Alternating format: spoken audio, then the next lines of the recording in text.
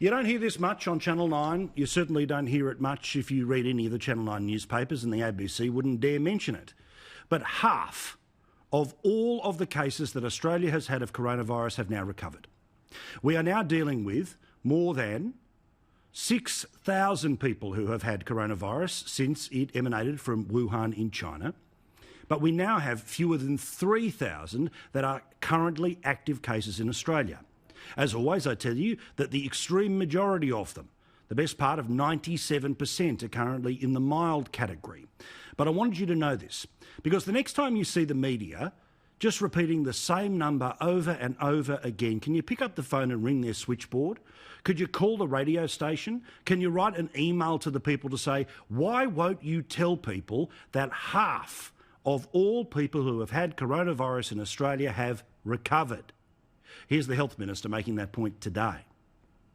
We are now seeing consolidation of the flattening of the curve. 3,338 Australians have now officially recovered from coronavirus. Well more than half of those who have contracted the condition have now recovered. I bet you didn't see that on TV tonight. However, today has not been a good day, particularly for the good people of Tasmania. Not one, but 2 hospitals have been shut down. Multiple healthcare workers are now in isolation.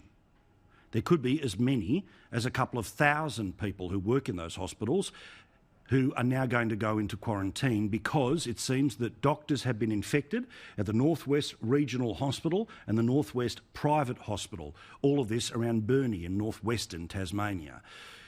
As you've just seen, the Premier, who has been the most aggressive Premier in the country, remember he was the first to close state borders for the island off the island, well now they are calling in the Army to create hospitals in the northwest to be able to take care of people who are just crook with anything, let alone coronavirus.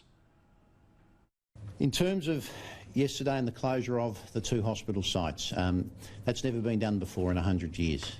It is an extreme measure, but it's a measure that we have needed to take. I'm pleased that we've made a request to the federal government to provide further resources, and we will see an AUSMAT team, an Australian Medical Assistance team, key leaders supported by the ADF coming into the state over the course of this week that will help us to deliver the medical services that we need on the northwest coast. There will be around 1,000 staff, probably closer to 1,200 that will be quarantined. With their families, that will mean that we will have somewhere between, we expect, 4,000 and 5,000 people in the northwest that will be quarantined for the next 14 days. Short of the Ruby Princess, this is one of the biggest changes for the worse that have taken place.